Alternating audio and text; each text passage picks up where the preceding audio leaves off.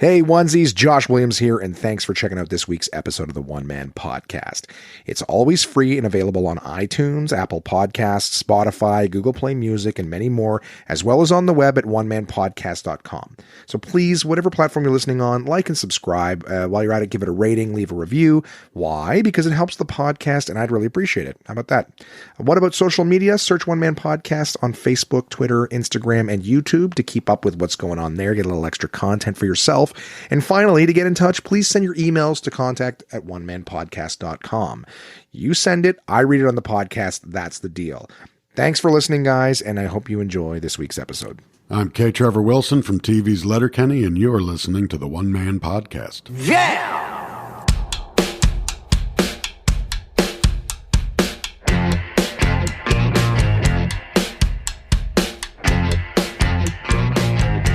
It's Josh Williams here, and welcome to the One Man Podcast, episode number 135 for Wednesday, December 11th, 2019. How's it going, onesies? How are you guys doing this week? You having a great time? You loving life? It is snowing here in Ottawa. I guess it's that Christmassy time of year, and all the other times of year for other people at this time where it snows and all that crap. I want to start off right off the top. I got the date wrong last week. I fucked up, I think, once before doing that. I was actually telling you guys that it was for Wednesday, December 3rd, but that was the day I was recording. I was actually recording Tuesday, December 3rd. So I looked at the current calendar and I messed that up, but I'm okay with it. I make mistakes. We move on. I think it's one I can come back from. It doesn't seem like the kind of thing that in 10 years someone will tweet about and said, he said it was this date when it wasn't. He's making fake news. He's trying to throw off the calendar. Cause you know, people have nothing better to do. With me today, guys, is a good friend of the podcast and somebody who always makes the episodes just that much more listenable. Chris is here with me. Hi, Chris. Hi, Josh. Welcome back. Why is the mic so far from your fucking face? I don't know. Fuck off. You've done this before, man. You have. I think you have more experience recording this podcast with me than anybody else. We're getting at it already. Is this your third time on? Yeah, third time. That's it. Yeah. Hey, hat trick, buddy. It's a charm. Congratulations. Well, thanks for doing it with me. No problem. This is actually, I got to tell you guys, I'm actually recording it on the Wednesday. The podcast is late in the sense that if you woke up and you didn't have it this morning, yeah, it's not there for you, but it will be there as soon as we're done recording. I'm going to upload it. So it'll still be available to you on Wednesday. It's still going to be there Wednesday, just not when you wake up Wednesday morning. How long It's like if Santa came and dropped the presents off at 2 p.m. on Christmas. Is that when you're expecting to be up? Is it by 2 p.m? I don't know. What time is it now? It's 20 after 11. Mm-hmm. As long as we don't get into our famous arguments about nothing, we should absolutely fine. How are things going with you? Fantastic. Oh my God, I love the one-word answers. That's great. That's great radio. Well, you didn't even give me time. I said fantastic. You cut me right off. Fantastic. And then you smiled like you were done. Because I knew you were going to say something. I don't know. Elaborate. So ask me again. Here, do over. Oh, well, you don't have to go raking it. Do over. I mean, this podcast is about my life here. All right, you're the sidekick, buddy. Okay. I'm just joking. What Batman comic ever opened with, and then meanwhile in Robin's life? The best ones? Did that ever happen? I don't know, but it should have. Probably. There's been some where like Robin was Batman, I think. Yeah, but I think that was called Darkwing or something. I don't know. No. How did Nightwing. we got the comics and already. that's Nightwing, not Batman. Yeah. And we've done that. Yeah. We're not doing that this time. Yeah. All I meant is that we're here. This week, guys, quick little cliff notes off the top. We were going to be talking. I did a really shitty activation. I'll tell you guys a little bit about that. I'll tell you a lot about that probably. What else did I did? I made a big stupid purchase. Maybe we can share stupid purchases, Chris. I'll be reviewing, of course, a book for my partners at DK. Had some games nights, wrapped some presents with my buddy Matt Watson. Yeah, I'll tell you guys all about that. Matt, I was hanging out with my buddy Matt yesterday. Chris, yeah. You guys have one of those basic white boy names. Matt, Chris, Jeff, John. Josh. Is that, you think it's basic? I don't think Josh is as common as Chris and Matt. Chris is very common. Josh is pretty fucking common. I guess. I'll take it. Yeah. We're climbing the charts. Joshua. Yeah, they're both religious. Yeah. Joshua. Well, Christopher's, right? Saint Christopher. Of Christ. Saint Matthew. Yeah, right? Cool. Matthew, Mark, Luke, and John and Chris. Are you just mad because you're not a saint? I don't care. I am a saint. There's no Saint Joshua? I'm a little angel. There's a halo over my head all the time. I made a purchase I shouldn't have made, Chris. What did you buy? I went to Costco because I needed some eggs. When? Like during the Black Friday week. Okay. And now here's the thing. I think I went like I believe, if I'm not mistaken, I went Tuesday. I believe I went Tuesday. I got to look at my calendar. My calendar is what reminded me that I made that terrible mistake. Oh, yeah. Wednesday for sure. So deals were still going on, I guess. Yes, because it's never just one day. Right. So, excuse me. I know for sure it was Wednesday now. Anyways, not that it matters. Not like people are like, oh, wait, when did he buy it? I was at Costco. I was just going to get eggs. All right. I was out of eggs and I needed some cream for my coffee. So I'm going in there for like probably the best Costco purchase ever, which is like under $5. You never get it at Costco for less than like $100, $200. No, it sucks. Yeah. It's great because you still saved a shitload of money and you got a bunch of great stuff, but it costs you every time you go at the Costco. But I walk in, as soon as I walk in, right at the front, OLED TV. And I'm like, wow. What Still brand? love the picture. What brand? There's only one brand that makes it, LG. Seriously? Uh-huh. Only one brand makes Only OLED? one brand makes OLED. Samsung makes a QLED, but it is not the same thing. Are you serious? I'm serious. You can Google it. I just might. Yeah. So it's the first LG I've ever bought. When I used to work at Future Shop, LGs were like brand new in the TV game. They were the only TV that would come with a 2-year manufacturer's warranty. Everyone else came with one. So it was kind of cool. And they were doing that because like no one knew who they were. And now they have the nicest panel on the planet. I'm going to go ahead and Google it. Google no, it. I'm going to Check my work. I'm Googling. I'm going to believe you. I just find that surprising because it's not like, I don't think OLED is owned by LG, is it? It's just a type of display. It's organic LED. Is that what the O stands for? Yeah. That's horseshit. Yeah. And then QLED is Samsung's. And I believe they did the QLED. I don't know what they call it, quantum or whatever. Yeah. But I think it's just so that when you're looking at it, you buzzwords. see the Q and the O look so similar that they're still very nice displays. So anyways, the story goes, I've seen the OLEDs before. They're stupid nice. So you walk in and you know which one of the OLEDs. You go, oh, fuck, that's the OLED screen because the blacks are... Yeah. Do you know the technology behind it effectively? Not the technology, but I kind of know what to expect of it. Like the blacks are black. Reason being, so that's all I meant, is the reason the blacks are blacker is when you're watching my TV, it looks like it's off.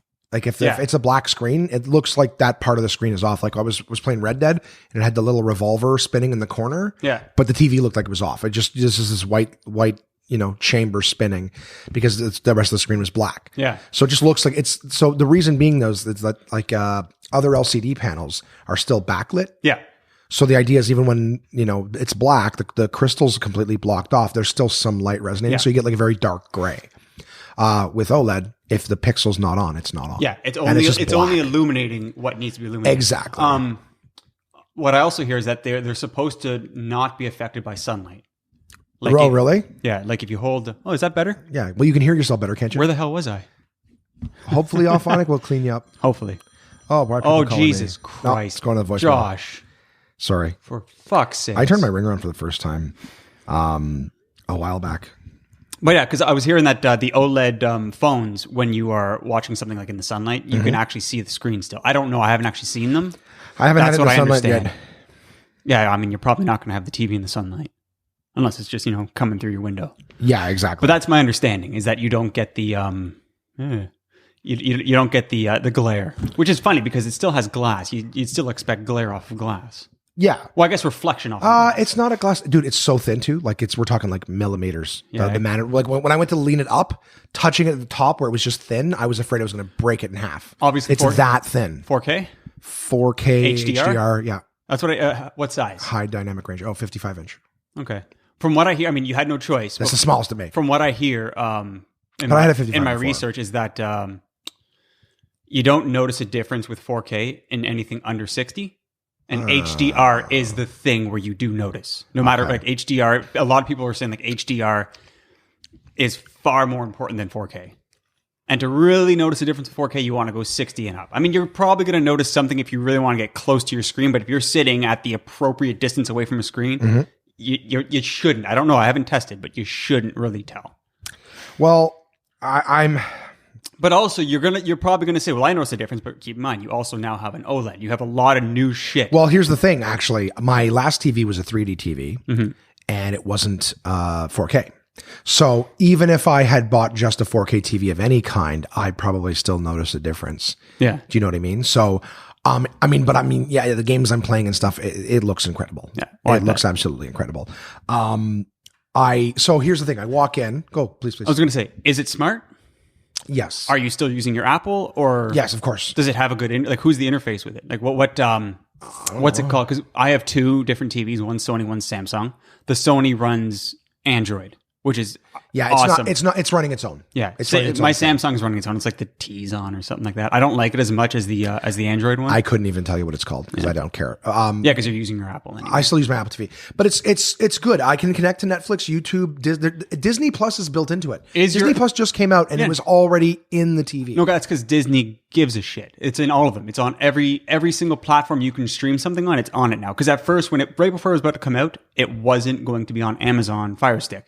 Okay. And then right before it came out, they made their deal, and now it's on there. But I'm surprised at a TV that was already in the box. Like I hadn't updated it yet, and Disney Plus was already on it. That's what I'm saying. Like, true, that is kind of crazy. Fascinating for a service that's like what, a month old. True, very true. So I mean, unless it connected to my network and I didn't know, that doesn't make any sense. Televisions. Yeah, that doesn't make any sense. Yeah, I really don't believe I'd unless you hardwire it. Unless I just didn't notice, and then I noticed after the update. But anyways, no, I'm not surprised that it would be on there. Yeah. In fact, I heard that Samsung made a deal with Apple that you want to try that sentence again? What happened? I heard it. What? I heard that. You said I heard it. No, I would never say heard it. We'll find out later. I'm not a fucking sheepdog. I didn't heard anything. We'll find out later when I listen to the podcast. Yeah, fine. I don't care. You'll listen. You're like 9 weeks behind.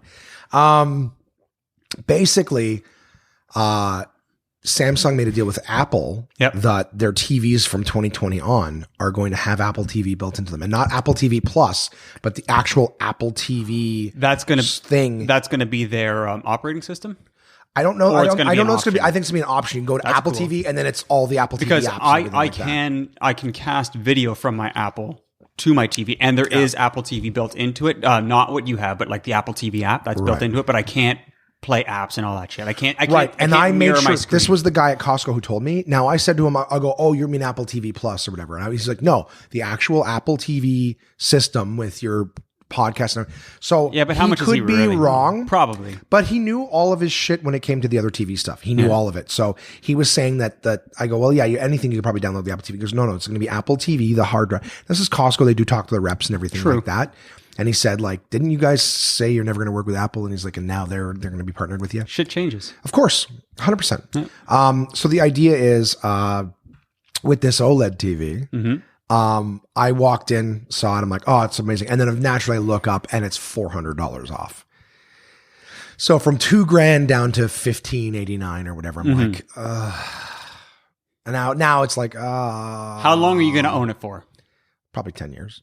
So there you go. It's not that bad. It's not that bad, but I wasn't looking to spend $2,000 that day. So here's the thing. The story's not over here. Okay.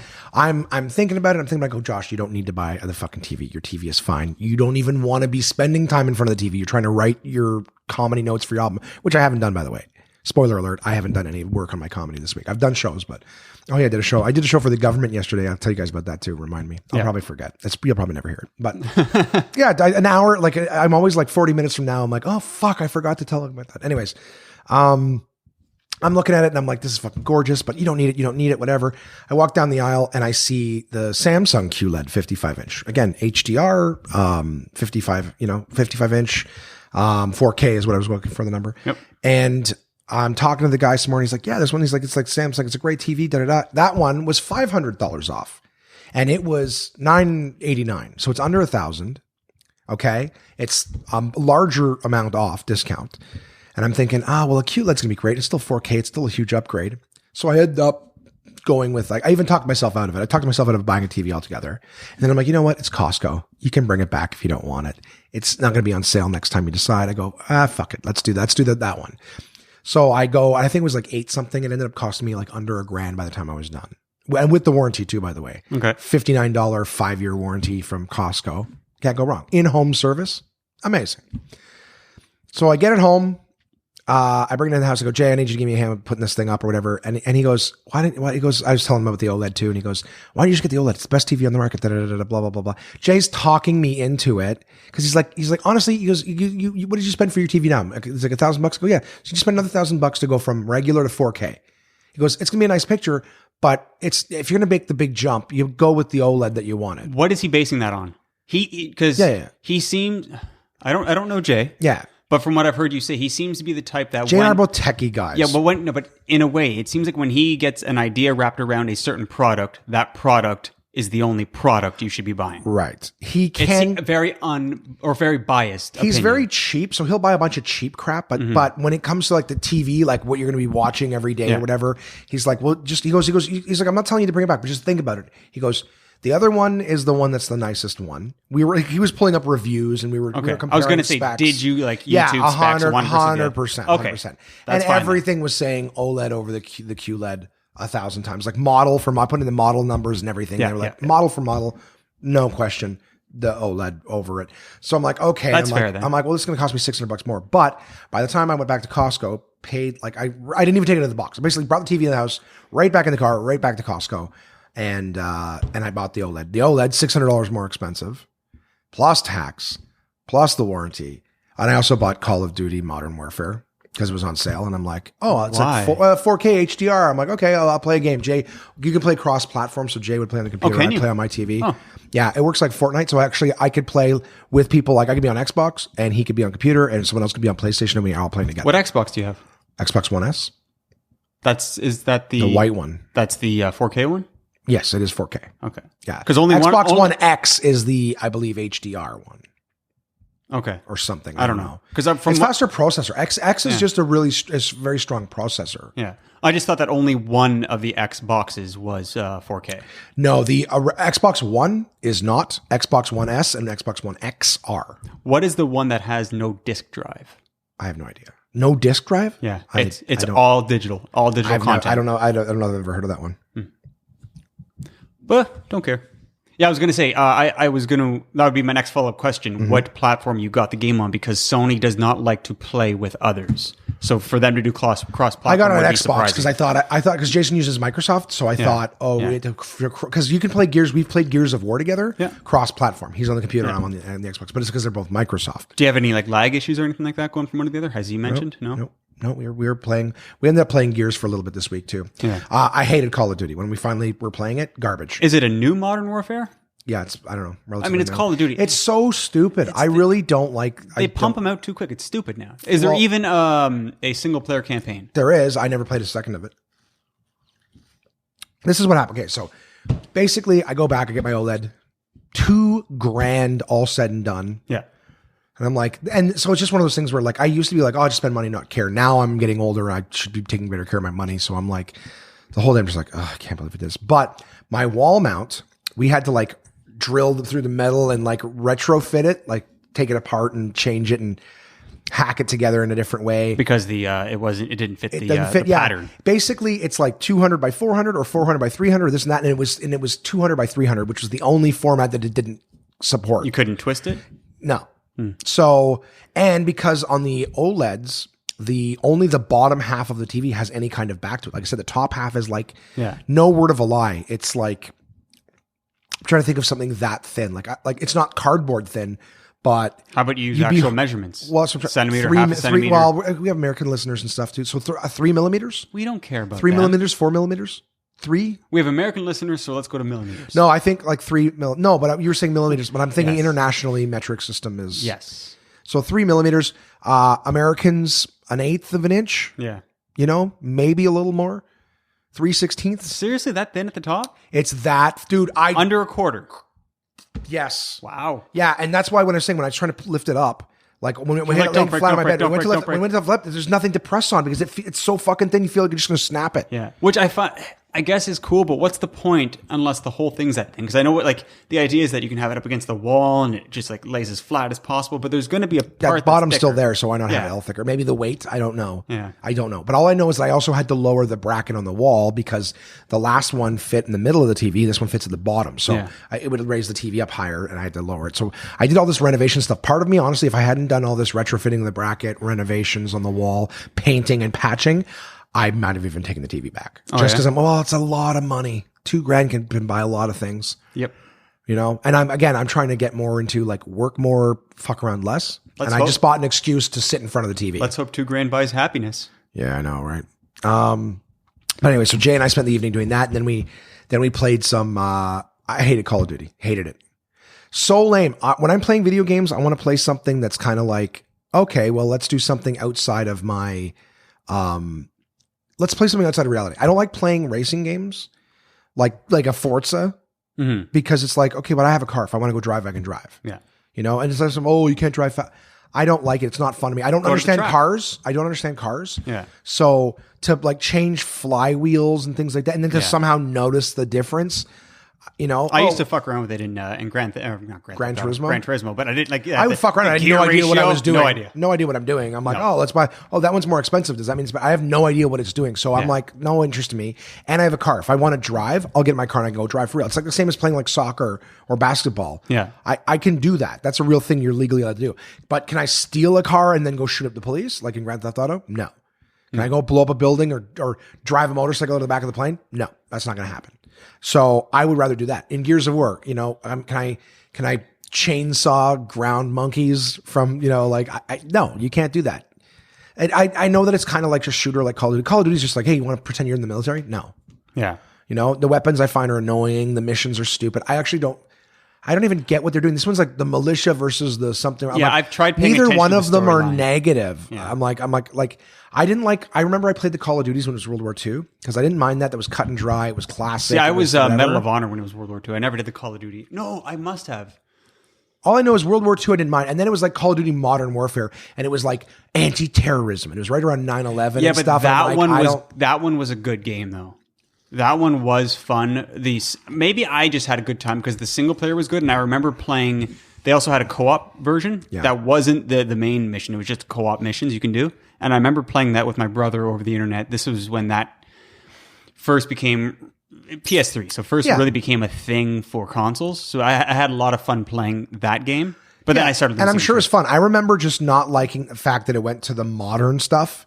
And it was like everything was anti-terrorist. Yeah. And I was just like, right now, I feel like, oh, and it's your Call of Duty to kill the terrorists. I don't know. I've never been like a social justice warrior, but part of me was like, I don't like the idea that the big thing is now just kill every terrorist. There's no agenda associated, you know, like, oh, and that's your duty. You're reinforcing that kill the terrorists. And I'm like, I don't know. I think around the same time too, there was a lot of people being very prejudiced towards Middle Eastern people. And I was just like, I don't think the world needs this right now is kill the terrorist. Yeah. Hey, every 14-year-old while you're young, kill the terrorists, you know, terrorists are, I don't know.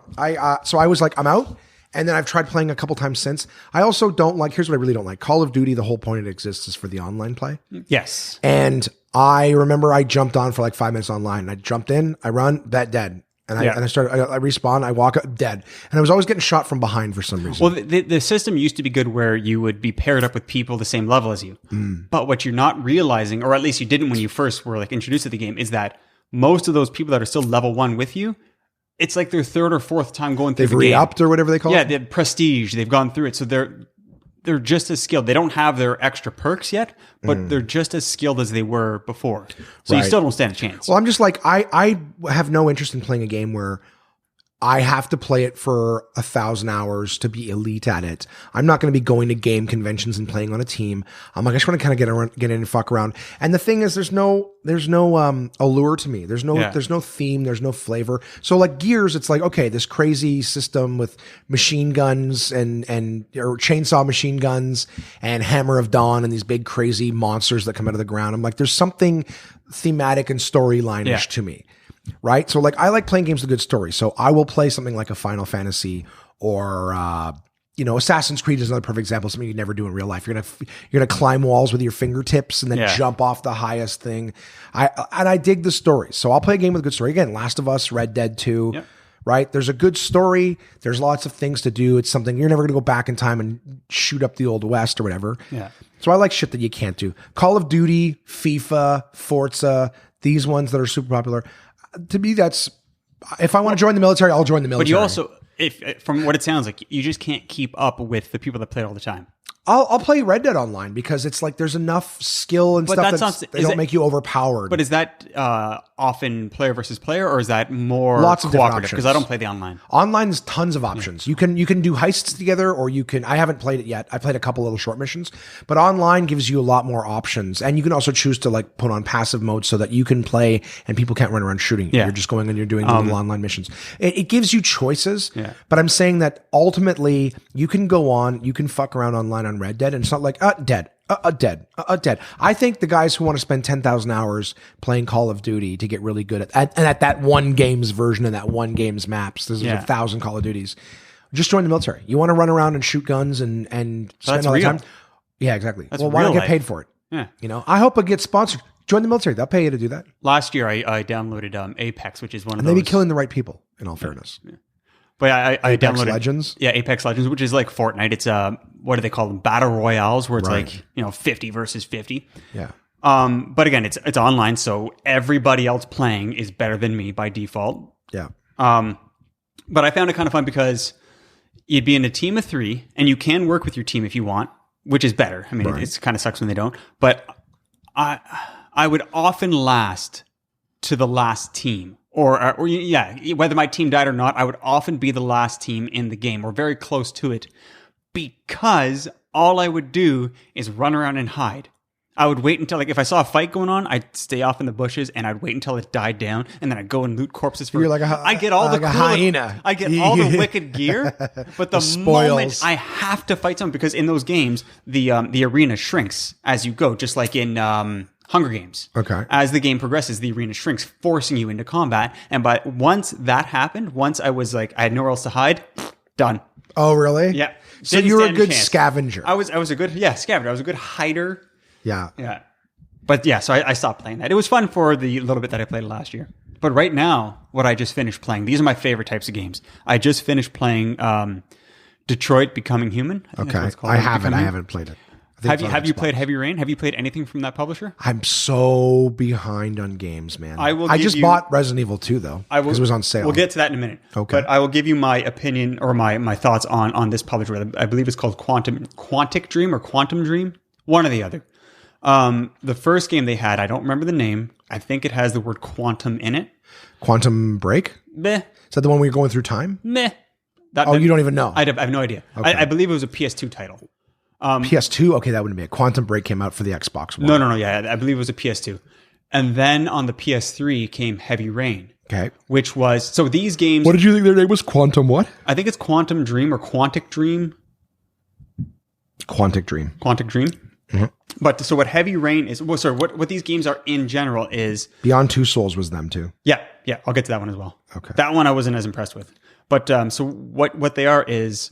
They're narrative-driven games. You have this might sound extremely lame to everybody but me. Okay. They are, you have very limited control of your character. Most of the time you can walk around, but the walking around feels a little clumsy. You have weight to you. You don't turn as quick as you want. It's not about that. It is a quick reaction game, but it's not. Is it like Telltale games where you have to, or it's more you're watching a story and you're making verbal decisions? Yes. There's all kinds of dialogue trees. Things like that. And then anytime the action gets really heavy and quick, it's quick time events. It's quick time events. It's all about hit the button as quick as you can when you see it. And you only have a small amount of time to do it. Right. And if you miss it enough times, it'll change the course of the game. You might die or, this happens, that happens. And then after every chapter, it'll show you how you progress through it. And then you can, I'm not sure if all of them do this, but at least Detroit did. You can push triangle and it'll tell you what your decisions versus the world. So is Detroit Become Human? Isn't there? Is that the first game? It's not a sequel to something, is it? No. They're all their own games. Okay, because isn't there one I'm thinking of maybe Metro Last Light or something. I was thinking, maybe Detroit, but Detroit is the first game, right? Yeah. But Heavy Rain. So the one for PS3 was you play the role of detective, and a kid goes missing, and there's this serial killer who's got the kid, and blah blah blah. Are they better than Telltale games? I think so. Okay. I'm over Telltale. Yeah. No, I believe so. Especially Detroit. Detroit was really cool. But so Heavy Rain was good, which you would have gotten for free with the monthly PS Plus thing. You know what? I've got so busy I forgot to check sometimes. Well, then you would have missed it because it was Detroit and Heavy Rain were both free. I have Detroit. Beyond Two Souls was also free, but that would have been last year. But anyway, that one there was neat because it had Ellen Page as the lead, and it also had... Which, speaking of The Last of Us, like we were earlier, people said that character looked quite a lot but it's not. Like What's her name? And she ends up being a lesbian or something, doesn't she? Yeah. But what's her name? Like Ellen Page. I know that actress. I wish I could tell you what she was in. She did a lot of stuff. The Last of Us chick? Yeah. She did a lot of stuff for that Geek and Sundry, which is a YouTube channel. Bailey? Laura Bailey? No, not Laura Bailey. But she would have probably done that. What's that role-playing game they play? They play Dungeons and Dragons, Critical Role. She would have been on Critical. It's a very, if you're into Dungeons and Dragons, it's a very popular Dungeons and Dragons game. Okay. I've tried watching it, but it's really boring to watch if you don't care about Dungeons and Dragons, which in theory I do, but in practice, no. I wouldn't care to watch other people play it. But anyway, that's Ashley Johnson. I think her name was Ashley Johnson. She's the one that plays... the blonde. She was in Avengers. She's the one that Captain America saves. And then she's like, Captain America saved me. Maybe. She also played Dead of Winter on tabletop. Yes. Yes, more likely. Yeah. Yes, yeah.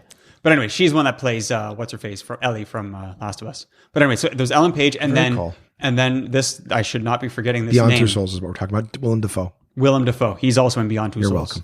Thank you. So that's kind of cool. But the game itself was kind of strange. I didn't like it as much. I did play it to its completion. Okay. But then Detroit Becoming Human is, it's in the near future where androids are a thing, like helper robots that look like people. iRobot? Yeah, basically iRobot, but except for they got human skins on them. Okay. And you're following 3 different robots. Is that why it's called Become Human? Yeah. One is a cop. Data. One is a personal assistant, and so is the other, but she lives in like a house with like a drug addicted piece of shit dad.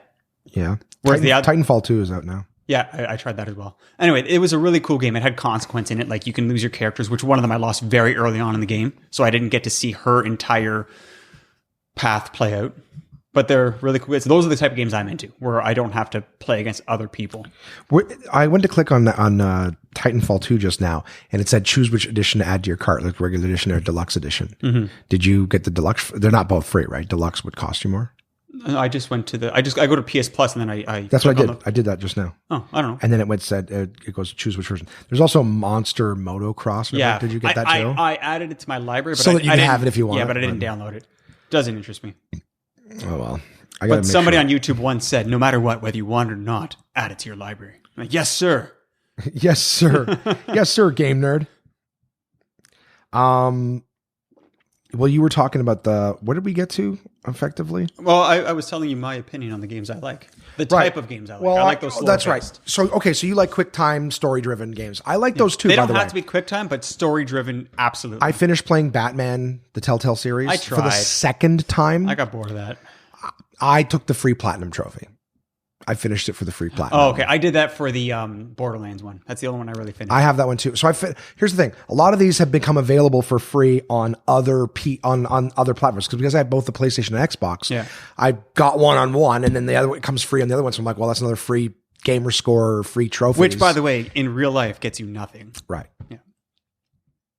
No, it's true. It does. But I have over 100,000 gamer score on Xbox One. You're fucking rich. No, I like you just sit there smiling from me, so no one can just see the goofy grin on your face. Yeah, I don't know. I keep played. Throwing I finished. shit down. I finished Batman. Will clear it up. Ooh, featured. Hold on. Borderlands 3 is featured. Oh, I don't want the featured. I want the Xbox. Let's see what's free with gold right now on Xbox. You don't have both, right? No. Insane Robots is free. Final Station, Toy Story 3. Insane Robots. Do I have this one already? Listening to Josh, downloading games, get it free. Yeah, giggity goo. Hey. Right? It's like you said, add it to the library. Yep. Wow. Really lost momentum here, my train of thought. I'm trying to think, do I want to keep talking about video games? I've said my piece. I played, you know what I did? I played the first episode of Guardians of the Galaxy Telltale. Okay. Terrible. Yeah. There's no wonder, what do you call it? Telltale went tits up. That's all I got to say. Are they done? Oh, they're toast, man. They're toast. Oh, yeah? Bankrupt. Yeah. Okay. Who else had a bad one? Final Station, I want this too. Got 4 stars. Final Station, get it free. Is it a train simulator? Maybe. It kind of looks like it.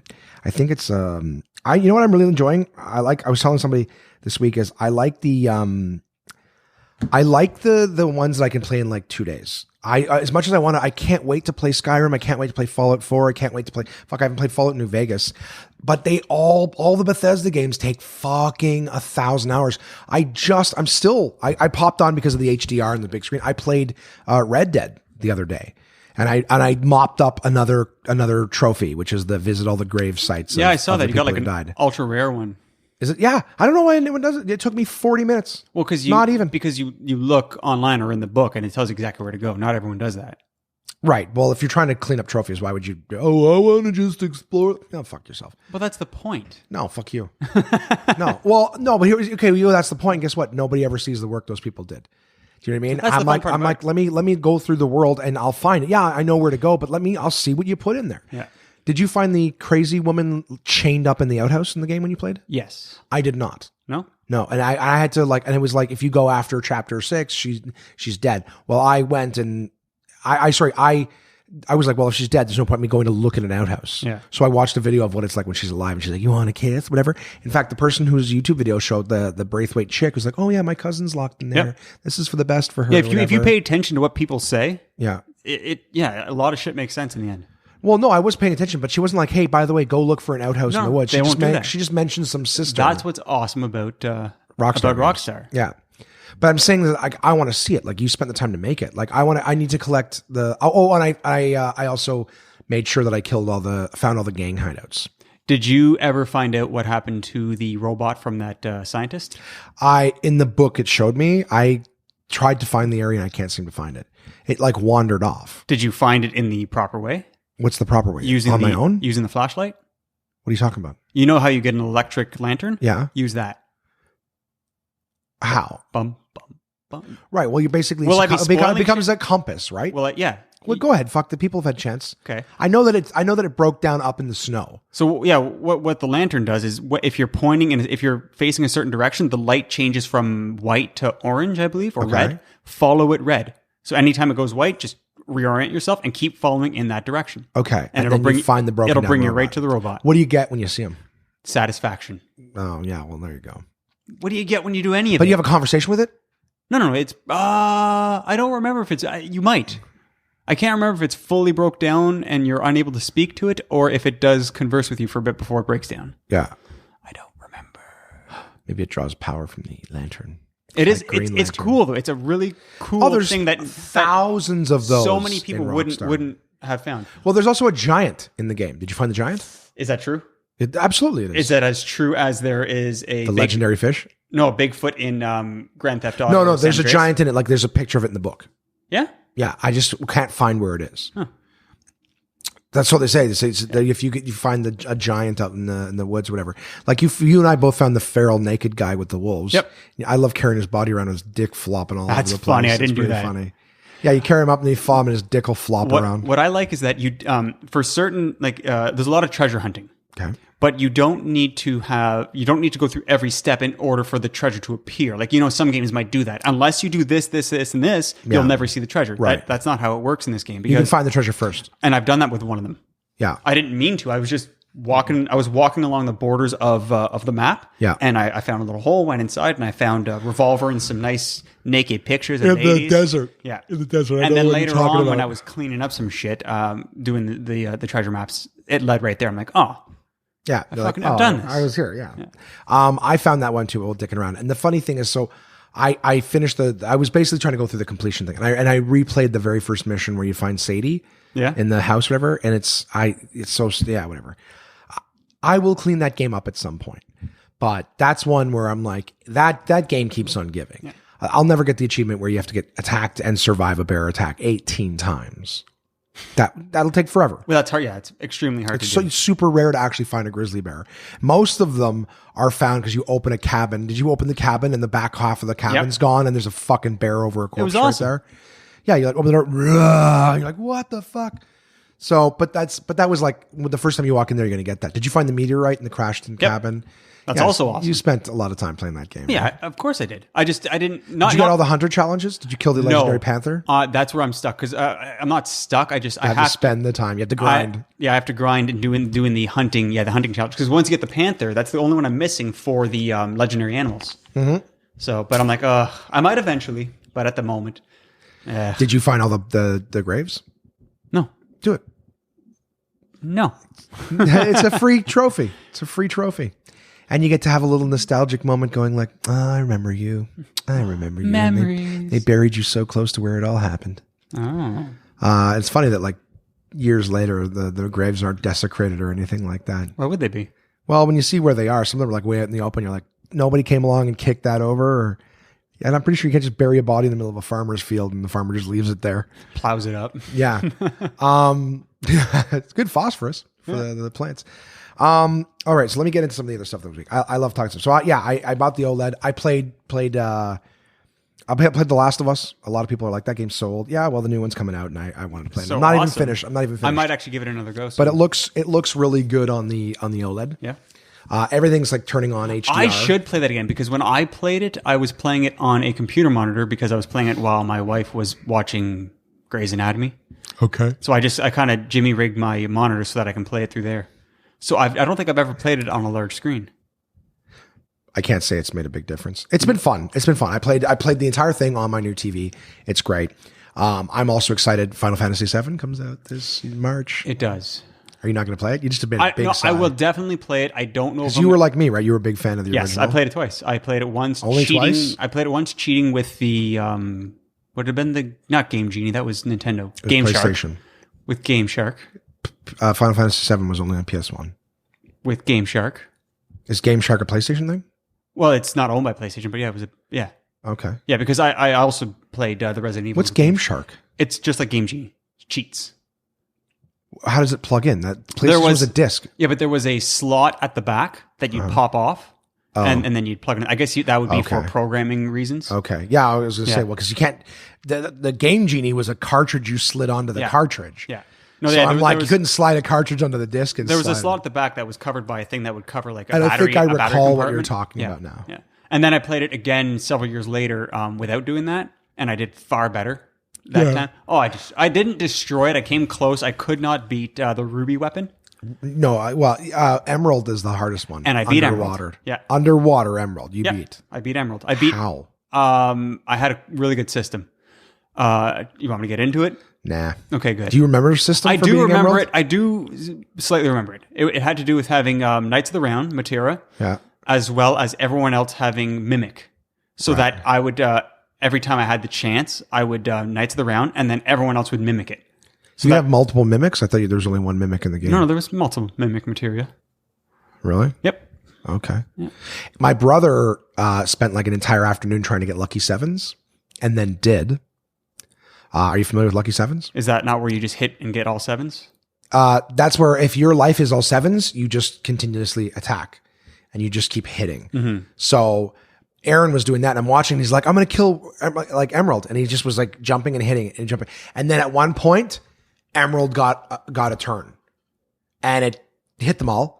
Lost a little bit of life. Now you don't have Lucky Sevens anymore, and then he ended up losing. And we were like, "What the fuck?" Like he spent the whole day to manipulate his health to be 7777. Yeah, but that's all he had then. But I was also using. But he also had Knights of the Round, and he had Knights of the Round. And he had Mimic. What was that final ultimate weapon? No, well, there's ultimate weapon, but what? We're going so nerdy into Final Fantasy. Yeah. VII Oh yeah. If anyone doesn't know what we're talking about, I'm so sorry. Cloud's like ultimate attack. I don't know. Because you know how the when it spin the sword, it was like I know what you're talking about. I know what you're talking about. It was the green beams. Because I also had that equipped, which was listen. If you guys don't know and you have never played Final Fantasy VII, to try to go back and play the original now, it would look so polygony and shit. It's one of the best stories I've ever had in my life. It's incredible. Religion versus science and nature versus machine. It was also one of the first sandbox that I can think of, where you can just walk around the map and visit whatever area you want at any point. Yeah. Mostly once you had it open. Right. Yeah, and it wasn't done as nicely because you're just walking around a literal map. Polygon, yeah, and it was polygons and stuff like that. So it's not pleasing, and you're reading text the whole time. Yeah. Was it your first experience with the Final Fantasy series? Yes. That game? Okay, I had played Final Fantasy 1 and 2. So I knew what Final Fantasy was going in. Yeah. Like their turn-based attack system or whatever. I had an idea because I did play other types of games. Not all of it through, but I tried them. Like I can't even remember the names of them. But Legends of the Dragoon and stuff like that? Things like that, yeah. Like things that were on Sega. And right. Yeah. Yeah, no, I was familiar with it. And then I was like, this is the best one. And every Final Fantasy game since then has tried to have that same magic as Final Fantasy VII. 8 some of them were fun. Yeah. 9 was junk. 10 was okay. Yeah, but 10 was okay again because it was like it was the first one looked really, really good. Mm-hmm, mm-hmm. And then but it was just everything's been trying to sort of recreate that magic, has never been able to. Yeah. So the idea that they're remaking 7 to look insanely good yeah, anybody who's listening who's a gamer who's maybe got no experience with let's say Final Fantasy VII. You may have played the other Final Fantasies and go, I don't really like these. You know what? I haven't either. Really, I haven't. I think I stopped at like 12. I played like an hour of 12 and I go, this. I didn't even. With 12, you're running around, and the big thing with Final Fantasy is you'd be moving around and you'd get a hidden encounter. Yeah. You didn't know when it was going to happen. In 12, you can see the monsters running around, so if you just avoid them, you don't have to fight them. Yeah. So which is like, kind of a good thing. The hidden encounters can be quite annoying. They can be, but that's how you level up and gain experience and stuff. So the idea was like, okay, well, I'm just moving around and, fuck, I hit an enemy. When you could see them there, I'm like, well, I'm just going to avoid them. If I don't want to fight right now, I'll just walk around it. Like you have to walk right up to it to get into the fight. Yeah. Anyways, who cares? We'll move on from this. I'm excited for that. Guardians, Last of Us, all that shit. I'm excited for the games coming out. Okay. I did activations this week. What did you do? Oh man, they sucked. And I don't even want to run it down that much in case my boss happens to come across this podcast. As I've learned in the past that I can say nothing that I have a podcast and people will still find it. Air Canada. I was basically standing outside of a grocery store with a team. I had other people with me. I had a boss, everything like that. And we were doing like they called it a holiday market, like, yummy. Market. Yeah, stupid.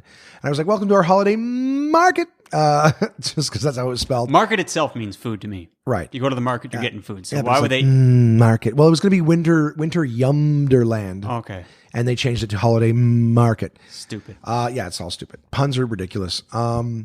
So we were basically, me and the team was like, we had all these different food vendors, Pillsbury, Tostitos, Starbucks.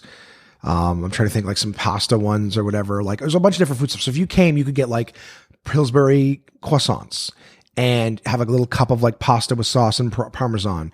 You could have Lindt chocolates we were giving away, hot chocolate. There's all sorts of stuff. Just come get some free food. Tostitos with brie melted on them. Like it was nice. Yeah.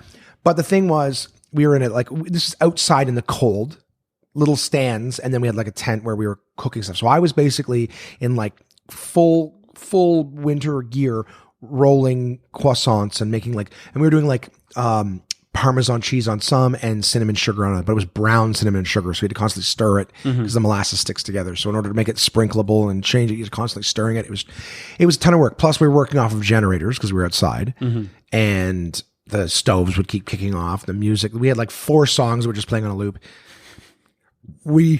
I won't get into it just because I don't like running people down, but we had a giant altercation with our boss. It was basically one of the worst, like, here's what you're getting paid versus here's what you're expected to do, plus here's what you're liable for, plus here's, plus no breaks. Like, we're there for like 10 hours and it's like, can we get a lunch break? No? Okay. I don't think that's legal, but we're also outside in the cold and we need to warm up, and the manager would disappear, for like an hour, and then we'd see him for 10 minutes. He'd come back and yell at everybody and then disappear for another hour. He didn't care about you. No. But I think he's getting bored. I think he's a good dude. I just think that, I don't know. It was a nightmare. It was out front of Loblaws on College Square. Okay. This week, I'll be at Green Bank. I'll be out in, actually this week I'm not going to be there. I got to get a hold of them. I'm going to be in Toronto this week doing something else. They will be in front of Green Bank. And then the following week, next week, I'll be in Kingston doing that again. But after a few days, all I was doing in the cold for like 10 hours, 12 hours, we were also building and tearing down this thing this week. So decorating all these Christmas trees, the 10 Christmas trees covered in ornaments.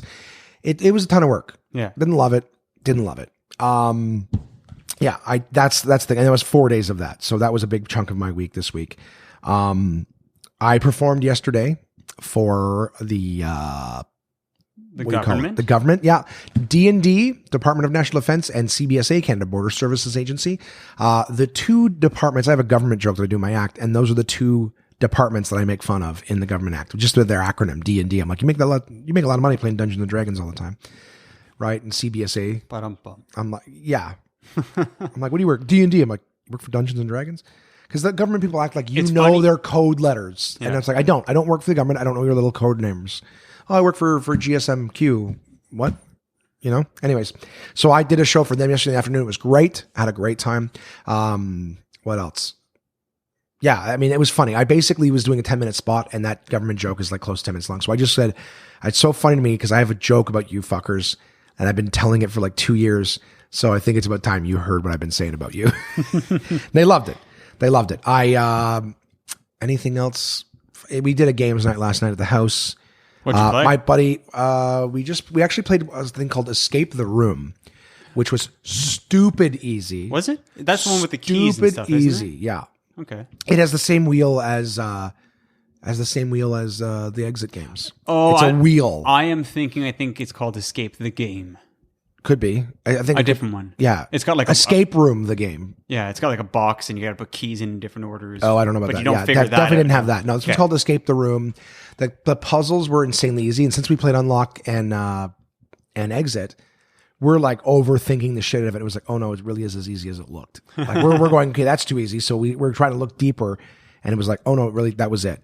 The only thing was it had these rope puzzles where it was like there was like insane people behind these doors. You'd open it up and they'd have like a collar on or a straitjacket, and it was like a folded piece of paper with string through it, like a little tiny rope. Yeah. And they were like those rope puzzles, like, you know, the ones with the two rings and the balls and trying to move, like that complicated. So the puzzles with the codes were stupid easy, and then the string puzzles were insanely difficult. So you mixed the two, and you got a nice medium difficulty game. Well, we figured them out, but it was difficult. Like the first one, it was like a pipe through the string, and Mike Stork, the comic, was with us. By the way, I have an episode with Mike Stork. Mikey just bent the cardboard, and he's like, okay, there, I got it out. And it's like, no, but it's a puzzle. You're supposed to solve it. You don't just break it. It's all paper with strings. We could just rip the paper and get to the fucking thing inside. The idea. One of them was like it was all this rope weaved through itself, and you had to like find the hole, push it through another hole, then slide the thing out, get it back. Like it was really, we were like 10 minutes trying to figure it out at one point, and then finally I got it. Yeah, I like to take the bragging rights on that, but I totally did. I actually solved the vast majority of the puzzles in that game. You're fucking idiots. You're awesome. You're awesome. I'm just saying, normally when I play those games, I'm like I'll contribute evenly. Yesterday, I ran away with the show. I'm so smart, you guys. I'm so smart. And handsome. Oh, Chris, you're just trying to get in my pants. Mm-hmm. Yeah, so we did that. My buddy Matt Watson, good dude. Also a podcast with Matt Watson, guys, an episode with Matty. Matt's going to live in Australia this year. But every year we get together and we wrap presents together. That's weird. Yeah. Well, he taught me how to rap. It's one of my super nice rapping jobs. That's courtesy of Matt Watson. He's a good dude. We get together every year and wrap gifts. This year, his family basically will, I spent $300 on my car. I had to go get an oil change and a bunch of shit done. That was expensive. Sorry, it just popped in my head. Was the oil change free? No? No. You don't get free oil changes. I do. Why? Because I bought an extended warranty, so I get oil changes for life.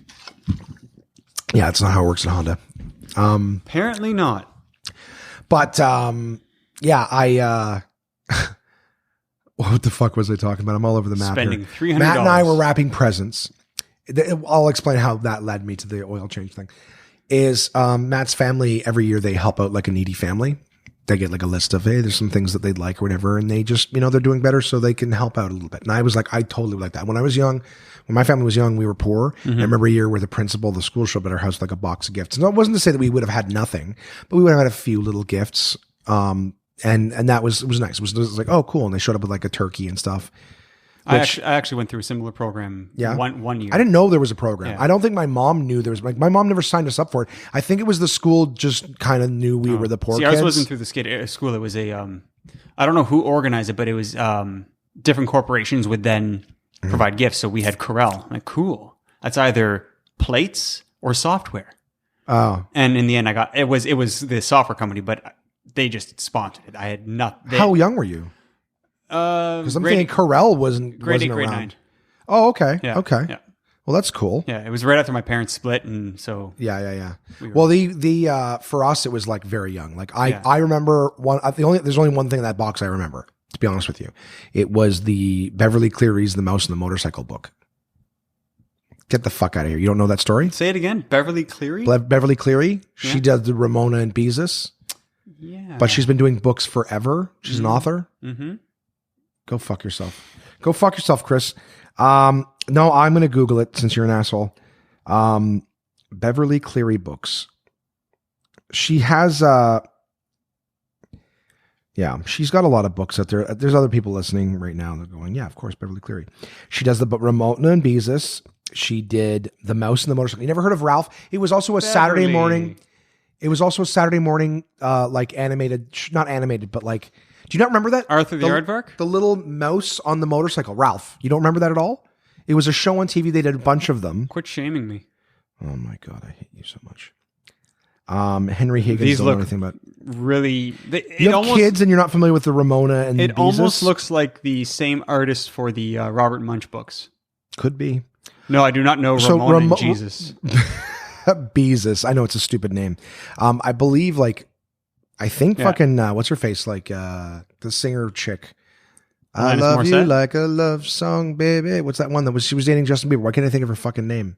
Yeah, the one from the Disney Channel. Help me. I just did. Say her name. What's the one? Fuck's sakes. Now I have to go to IMDb. She was the one who dated Jason. I know. I've listened to other people's podcasts. She's got a round face. I've listened to other Little people. Miss Round Face. Oh, God. Now the mouse and the motorcycle. None of this is ringing a bell. This is all horse shit. Ramona. Selena Gomez. Thanks for nothing, ass face. I know that I listen to people on a show and they're trying to think of a name, and I'm there like, it's this. Not that they can hear me, but I'm like, oh my God, I can't believe they can't think.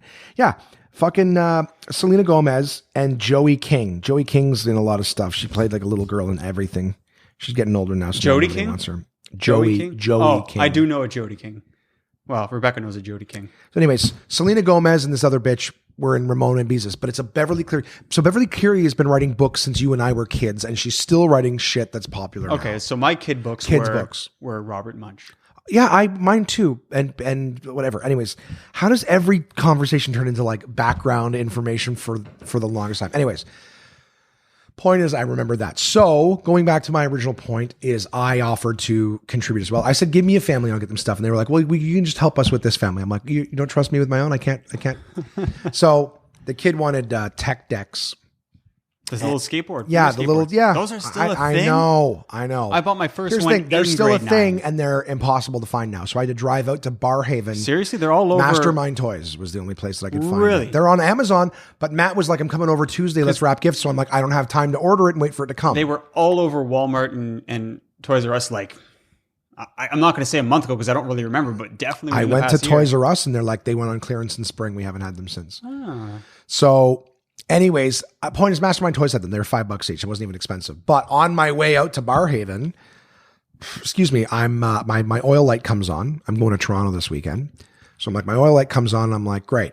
I gotta fucking go change my oil. But it's got those codes in the dash.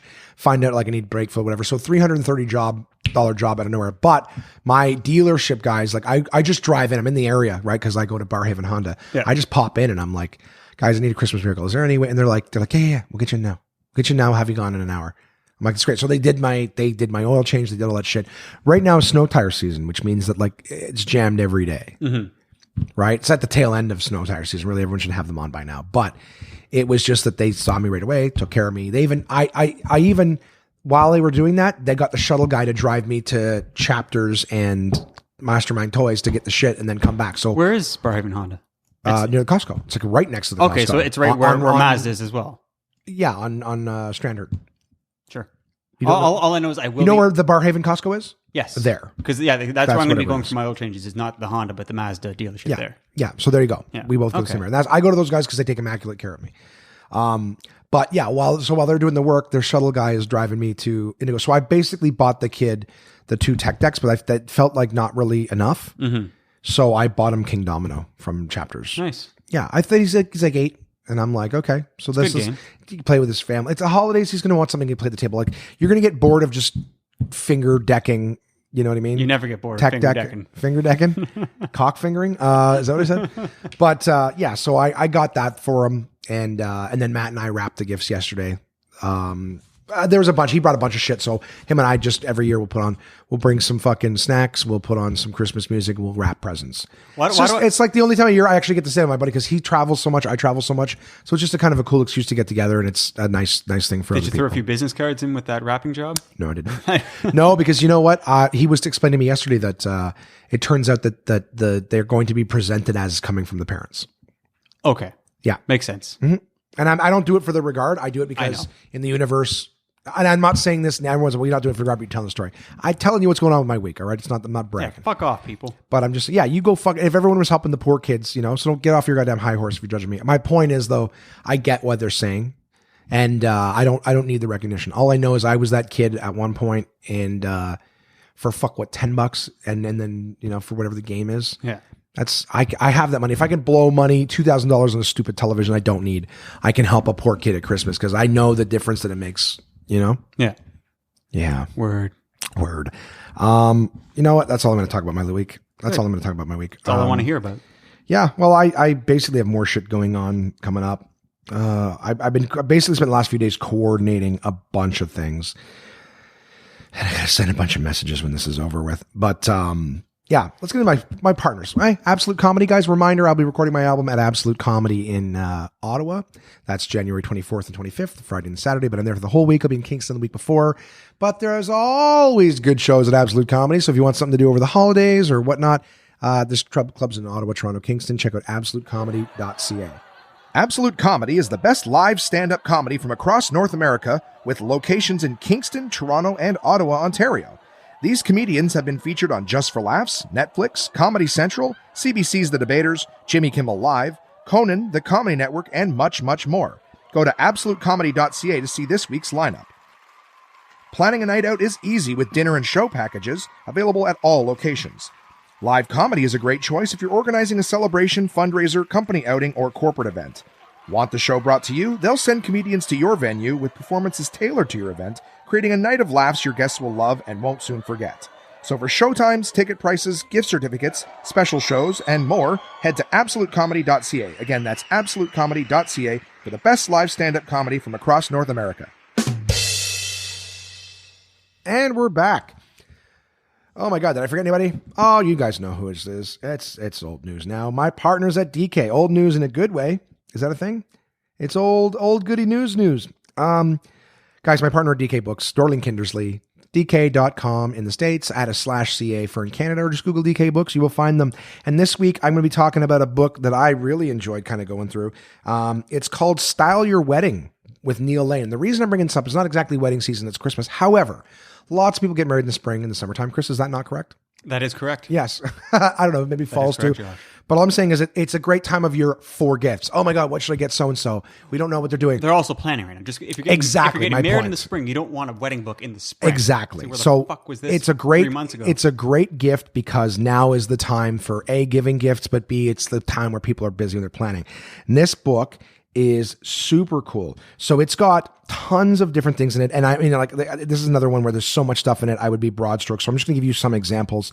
They have designing paper goods. So if you're trying to do like your invitation and things like that, they've got pages built all in that. There's a whole section on like, when they make like little crowns out of flowers and things like that, they've got that involved. They've got, a section where it's like the color coordinations for the bridesmaid dresses and stuff like that, and have how to serve things. So in the imagery, it shows like, cakes and donuts and stuff, all with the similar colors and how to serve. So it's very elegant in terms of the stuff it does. It does stuff for the gentlemen too, about like the bow ties and what shoes and combinations, watches, corsage colors, things like that. They talk about framing. So for example, like the arch, where you get married and say your vows and everything like that. Yep. They talk about like floral framing, other different kinds of framing, things like that. It's very, very fascinating. I really enjoyed reading it. Now, Chris, when you guys were styling your wedding, did you have like a wedding planner or something? Nope. Or well, Rebecca. She did all the work? She was the planner. Yeah, she did all. Well, I helped a little bit, but yeah, she did. And there's tons of stuff. You got to pick like not the loot bags. What are they called? Party favors, whatever the fuck they're called. That was my job. And did you fuck up? No. You did good? What'd you have in your little loot bags? They were... what are they called? You forgot already? Yeah, I forgot. Is it party favors? Sure, let's call them that. Sure. Take homes, loot bags. Doggy bags? Yeah. No, but ours were trees. Trees? You were giving people a tree. Yeah, there's the Ferguson Tree Farm in Kempville. So I contacted them. It's a thing that they do regularly. I mean, they do trees for whatever reason. But you can contact them and they will send you little saplings. So they'd be like 4 to 6 inches tall, and they'll have a little burlap around the root ball and like a little ribbon of your color on it as well. And they will they'll send of you your color of whatever color. Can't say that now. I can say whatever. I just like the look on your face. You're like, of the race that you identify with at that moment. No, but so whatever your wedding color is, wedding color is, they'll send girls were wet that day. I'll tell you that much. Oh, and he loves the trees. But it's funny because a lot of those favors you'll see just sitting around at the end. All the trees. Well, yeah, nobody wants a tree to go home and plant. No, most of them are gone. It's pretty planted in a park. It'll get mowed down the next time you go mow the park. But yeah, exactly. And I know of one. I know of one that survived. One of them is still alive. One out of what? 100? I'd been like 300. You had 300 people at your wedding? Yeah. Thanks for the invite, ass face. Yeah, well, we weren't friends then. 300 people. I could be wrong. I don't remember how many people were at the dinner. But no, the favors aren't for just the dinner. It's for the entire... I want to be invited to your next wedding. Yeah, me too. Me too. But yeah, my boss's dad, so he's the one that taught me everything I know about landscaping and everything like that. The one that he planted is still alive right now. I guarantee you it's the only one still alive. You don't even know where yours is? Oh, no, mine died. Mine was in a pot. We went on our... pot? Well, yeah, they're just tiny little things. You got to start... I mean, you start it in a pot, so it has a good chance. There's no competition then from other plants. But we went on our honeymoon, came back, and it was dead. What about Becca's? Dead. We lived together, remember? So they would have. They died together. The same fate. Yeah. So it was like the Notebook. Hand in hand. It's like the Notebook. Yeah. You just tied the two branches together. Mine died. Hers survived, just like Jack and what's her face from Titanic. No, but then she. Well, she eventually dies because she's super old. How funny would that be if the tree somehow uproots itself 100 years later, finds where the other one died, and then kills itself there? Spoilers. Jesus, Josh. Sorry, guys. I tend to ruin Titanic in social settings. One of the better ones that I've seen, though, was hot sauce. It was like a hot sauce, like an as a gift. I thought the movie. No. A movie named Hot Sauce as a gift. So like little balls of hot sauce, and their midnight meal, which they always do, was pizza. Fuck, what? That's an awesome combination. You got some hot sauce for your pizza. Midnight meal, what they always do at a wedding party. Yeah. It's because you need something because if you're serving drinks, you need food at one point other than the dinner. So there's usually like finger foods, like little sandwiches or something, some sort of thing, and they ordered pizza. And there was hot sauce to go with it. Yeah, pretty good. It was a really clever idea. I appreciated it. Is that in the book? Midnight pizza and hot sauce? I don't know. I didn't see anything about like midnight meals in there. It might not be a. All I'm saying is, I think it's a great thing with so much planning and stuff to go on with a wedding. Now, again, you guys had to plan colors, dresses, the arch stuff, the fucking paper stuff. Bex did all that. You're useless. But she's also a graphic designer too. Yes. So I would imagine she's. I helped her with things. Like we made all of the invites for the dinner were made by hand. I helped her with that. She did most of it. I helped as much as I was asked to. Do you think she would have appreciated a book like this at the time? Possibly. More likely, yeah. Yeah, because I just think there's some people who like don't know what to do. So instead they're like talking to coordinators. If anything, it's a nice detailed checklist. Yes, actually, that's a perfect way of summarizing it. So, guys, I would definitely suggest this book. It's a great, like I said, if you have someone you care about, you don't know what to get them, Style Your Wedding by Neil Lane is a great book. It's beautiful. It's beautiful, not stupid expensive. You can get it at DK. It'll be in the Amazon and the partners. I think it's a great Christmas gift or holiday gift or whatever you celebrate. You really should check it out. It's beautiful illustrations and photography as usual. Yeah, it's beautiful as usual. Wonderfully laid out. Beautiful illustrations. Photography on the inside. I don't know why I keep going back to that word. What's wrong with illustrations? I guess illustrations is what you drew it. It's not. These are photographs. Yeah. But it's gorgeous inside. Tons of great stuff to look at. Style Your Wedding by Neil Lane. It says Style Your Wedding with Neil Lane. Oh. Okay. He comes with it. I guess I must. Check it out, guys. Great gift. Anyone you know that's having a wedding, you're going to be giving them something that's going to take a big load off their mind. You could pay for a wedding planner for them, but that's going to be a lot more expensive than just grabbing a book. And it shows that you know what's going on with them. You give a fuck. Unless it's like some bridezilla bitch and she's also, like, what, do you think I can't do this on my own? Well, you think I can't do this? Good. If you have a wedding planner, they can be pushy at times because they think they know more than you. And they're also trying to sell shit. They might have partners, right? Because if they're like, oh, I got a guy, and it's like, they get kickbacks and shit like that if they close deals and stuff. So a book would have a hard time arguing with you. Yeah. You have a bit, you have a bit more control in your hands when you're going out of a guidebook as opposed to somebody who may have their own agenda. Yes. A wedding planner sounds like a woman with a cat. Do you know what I mean? It's like, I can't really find love myself, so I just want to be around other people in love. I do not agree with Josh. I want to be in love adjacent. What do you mean you don't agree with me? You never fucking agree with me. I'm just saying I do not feel the same. It could be a man with a cat. Okay, that's fair. Yeah, men are also capable of being losers. I forgot. Yep. But we are agreeing that wedding planners all own cats. All losers, yes. 100%. No, I think what we're agreeing is that anyone who owns a cat is a loser. Yes. So if you're, and then all wedding planners have cats. Funny story about a cat. There's been a cat that prowls my neighborhood. I always catch it in my fancy camera in the backyard. During the summer, there was like a time where like the skunk that also prowls the neighborhood and the cat met. Luckily, nothing happened. And I hate this cat because, fuck you, get off my property. What do you mean luckily nothing happened? Like they didn't breed? They're not capable of breeding. The cat didn't make the skunk fire off. Oh, I see. Yes. I see. But ever since I found out that a vole, I think that's correct, like they're like little mice. Moles and voles, yeah. That was living underneath my deck box out back. Ever since I found out he was there, I'm like, fuck yeah, cat, you get that vole. You want the vole to be eaten by the cat? Yes. What do they do? They tear up your lawn. Oh. And they also shit all over the place. And they don't get into your house, voles usually, but they'll leave little shits everywhere. And, That reminds me of one of my... I don't necessarily want it to eat the vole, just, keep it away. You saw it or are you just assuming? No, I saw it because I actually lifted the deck box up and put blocks underneath so that it doesn't feel as safe. It's now a good 4 or 5 inches off the ground as opposed to being like an inch off the ground. So if the cat comes by, it can get at it. It doesn't feel safe. It fucked off and moved somewhere else. Okay. One of my favorite jokes in King of the Hill. Great show. Did you like it? I tolerated it. Oh, fuck I you. wasn't as into it. I don't know. I didn't. So many great jokes. I did not identify with So there's an characters. episode where Dale gets a falcon. Yeah. And it's got like a little metal hood on it, right? To keep, to blind it. It won't fly away when it's blind. So it's got a metal hood on it. It's sitting on his arm on a leather glove.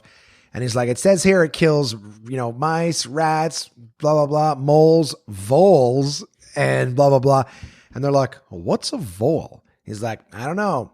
Falcon, bring me a vole. And he takes the hood off of it and it immediately flies over and starts attacking Bill's face. And he's like, so Bill's a vole. Like it was so fucking funny. And then of course later in the show, they're in the aisle, Bill's all scratched up and they ask something else, takes the hood off and the Falcon attacks Bill again. What a great fucking show. I remember there was one episode where Bobby kicked someone in the balls. That was his technique. That was that was his self-defense. And that was his thing. And I remember that. That's my purse. And he would kick somebody in the balls. Oh, because he went to a woman's self-defense course. So he didn't have a purse. And then Hank was trying to teach him how to fight above the belt with boxing gloves. And then he kicks Hank in the balls. And Hank's sitting in a lawn chair in the alley with the guys. And Bill, I wish I had a son to kick me in the balls. And Dale hauls off and kicks him in the nuts. Careful what you wish for. Oh, I love that show. Yeah, it was such simple fucking humor. It never tickled me like it's tickling Oh you. my God, it was so fucking funny. That's my purse. Instead of just kicking some of the balls, he had to yell his self-defense like, that's my purse. Kick. It's like, yeah, when you're doing, Oh yeah. Yeah. Okay. So, style your wedding with Neil Lane is what we're getting at here. Don't let voles into your lawn. All that stuff. Coming up this week, I'm going to be in Hamilton doing cheese demos. Yay! But I get paid for the travel time. I was going to say. Staying in a nice Airbnb. I get to see my buddy. There? I'm driving, yeah. And I'm coming with a colleague of mine, Jad. He's going to come and do them with me. He's going to be at different locations, but we're both going to be in Hamilton doing them. I get to see my buddy Cam, listener of the podcast. Lives in the Niagara area. I'm like 30 minutes from St. Catharines. So 5.5 hours away from home. But now that I'm going to be in Hamilton for a few nights, I think Hamilton's always a lot closer than I think it is. It's on like the other side of the lake. Yeah, but it's so you're like coming to Toronto and then you're looping around. Yeah, like you said, it's no further than Niagara and all that, which is far enough. It's closer than Niagara. For some reason, I always picture it being separated from the Golden Horseshoe. It is. Hamilton is definitely separated from the Horseshoe. We're talking about the Horseshoe Falls or the Golden Horseshoe? The Golden Horseshoe. That whole. It's right in the middle. Mississauga and all that. Yeah, it's part of it. Right. Yeah. Yeah, and then it's right next to Stony Creek, which is right next to St. Catherine, which is right next to Niagara Falls. Yeah. It's closer than London. So when Red, get a chance to see Red, it's too far from London's to see stupid Red. far. Well, it's 2 hours past Toronto. Yeah. It's the Montreal of Toronto. Yeah. Sort of. But without the fun. Yeah. Anyway, so I'm going to be there this weekend. I don't know what else I have going on. You and I are going to play some games after this. We get to spend time being buddies. You and I are going to play some games like a couple of dudes in their 30s. Yeah. What else have I got going on? Yeah, I'm missing my friend's brunch this weekend. Yeah, whatever. Living my life, buddy. It's holiday season. So yeah, onesies. Thank you so much for listening. This has been an hour and 12 minutes with Chris and Josh. Do you have anything you want to add at the end? You don't have to, but if you do. No. Anything you want to talk about? No. All right, let's shut this mother down. guys, sorry that this is late, but nobody. It's not like anyone messaged me and said, "Hey, where's the podcast?" So not disappointing anyone, clearly, or at least anyone who communicates. So here it is. It's available. It'll be up in a little bit, and we will chat with you soon. Chris, thanks for doing this with me, buddy. Not a problem. Thank you.